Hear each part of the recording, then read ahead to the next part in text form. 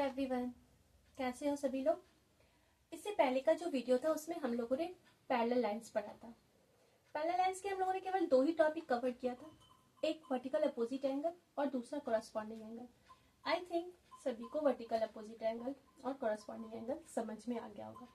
जिस किसी ने भी मेरे पार्ट 1 का नहीं देखा, एक बार आप मेरे डिस्क्रिप्शन बॉक्स में जाइए और उसमें पैरेलल लाइंस का वे दोनों टॉपिक कवर किए हुए आप उसे एक बार देख सकते हैं, जिसमें मैंने वर्टिकल अपोजिट एंगल और कॉरस्पॉन्डिंग एंगल इन दोनों को बहुत अच्छे तरीके से समझाया है।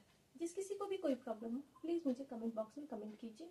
मैं आपकी कमेंट को हमेशा देखती हूँ और जहाँ तक होता है मैं रिप्लाई भी देती हूँ। ठीक है, आज हम लोग पैरेलल लाइंस का ही थर्ड टॉपिक कवर करेंगे, वो है अल्टरनेट इंटीरियर एंगल। चलिए देखते हैं अल्टरनेट इंटीरियर एंगल क्या होता है। देखिए, मान लेते हैं ये भी पैरेलल लाइन ही है। आज का जो टॉपिक है वो पैरेलल लाइन ही है। मैं इसे भी बहुत अच्छे तरीके से आपको इतना इजी वे में समझाऊंगी कि आपको अच्छे से समझ में आ जाएगा। ठीक है, सपोज मान लेते हैं एक पैरेलल लाइन है, एक है ए बी सी डी। ठीक है, इसको कोई ट्रांसवर्सल कट कर रहा है। ठीक, ट्रांसवर्सल जो कट कर रहा है वो मान लेते हैं एम है और दूसरा एन है। क्या है?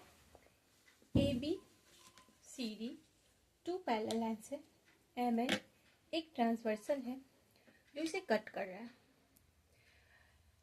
इसमें अल्टरनेट इंटीरियर एंगल क्या होता है?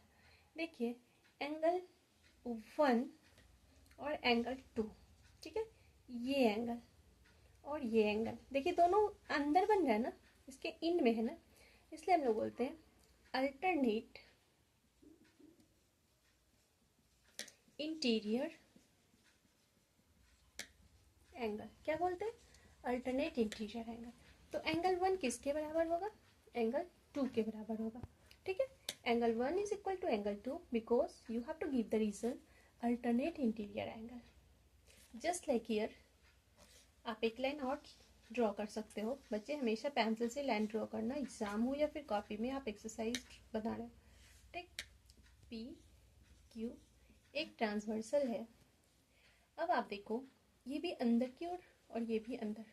ठीक है, 3 4 इधर एंगल 1 एंगल 2, देखो एंगल 1 एंगल 2 एंगल 3 एंगल 4, ये सभी अंदर में है। तो एंगल 1 बराबर होगा एंगल 2 के, एंगल 3 जो है एंगल 4 के बराबर होगा। रीजन क्या देंगे? ये भी है अल्टरनेट इंटीरियर एंगल। ठीक है, ये भी है अल्टरनेट इंटीरियर एंगल। तो एंगल 1 किसके बराबर? एंगल 2 के। एंगल 3 किसके इक्वल? एंगल 4 के। Reason alternate interior angle. Just like alternate exterior angle, alternate exterior angle. ठीक है, यहाँ पे ए, यहाँ पे बी, यहाँ पे सी, यहाँ पे डी, ई और एफ। ठीक, अब देखो एंगल ये जो है और ये बाहर है, तो एंगल 1 जो है एंगल 2 के इक्वल होगा। ठीक, और एंगल 3 जो है एंगल 4 के इक्वल होगा। एंगल 3 एंगल 4 के इक्वल होगा। जैसे ये अंदर था, ये अंदर, ये इंटीरियर था, उसी तरह ये बाहर है, एंगल 3 एंगल 4 के बाहर, और एंगल 1 जो है इक्वल है एंगल 2 के। ठीक है, तो ये क्या हो गया?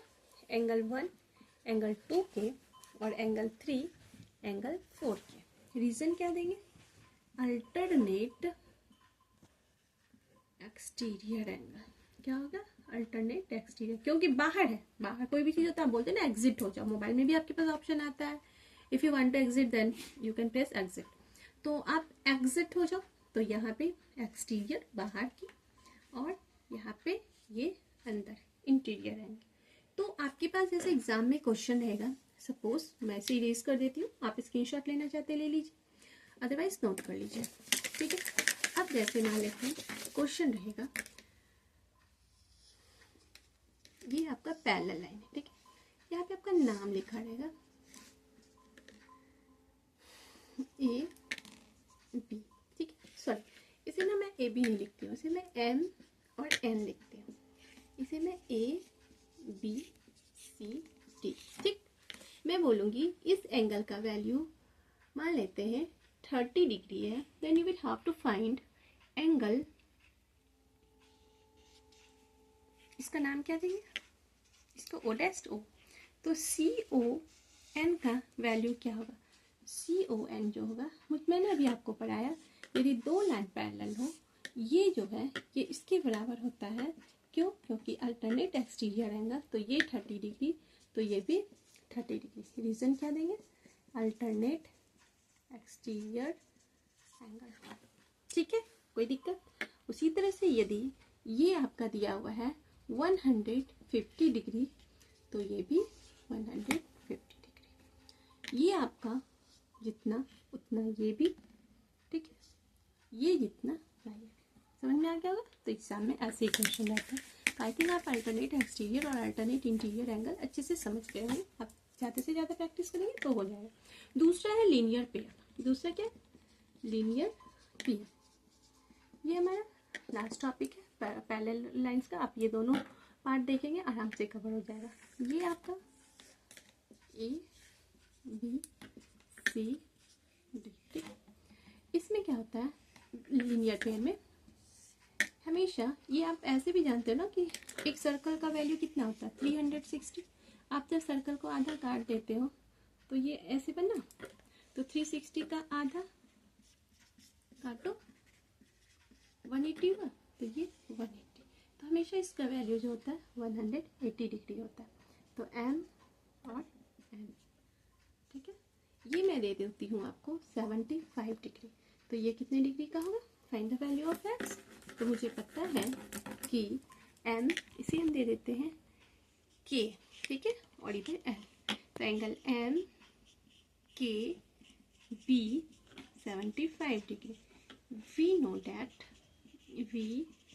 डैट हम लोग क्या जानते हैं कि ये एंगल 180 डिग्री होते हैं, तो इस एंगल का नाम एम के एन, सॉरी बी, तो इस एंगल का एम के ए, तो angle M K A plus angle M K B equal to 180 degree, reason क्या देंगे, लीनियर पेयर, हमेशा इसका सम 180, इसका सम 180, इसका सम 180, इसका सम 180, क्योंकि देखो एक सर्कल है, इसे कट करो तो ये भी 180, ये भी 180, 180 प्लस 180 360, तो ये आपको निकालना है, ये x डिग्री है, ये 75 डिग्री है, ये 180 डिग्री, तो x equal to 180 degree minus 75 degree, 10 में से 5 गया 5, 7 105 डिग्री, ठीक है।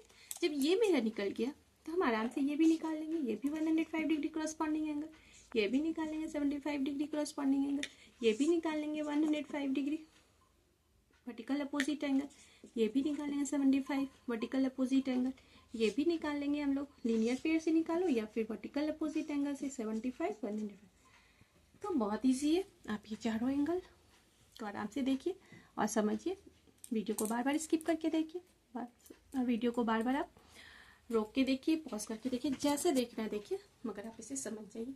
पैरेलल लाइंस बहुत अच्छा टॉपिक है, क्योंकि यदि आप पैरेलल लाइन समझ जाते हैं तो ही आप फिर ट्रायंगल चैप्टर को पढ़ पाएंगे।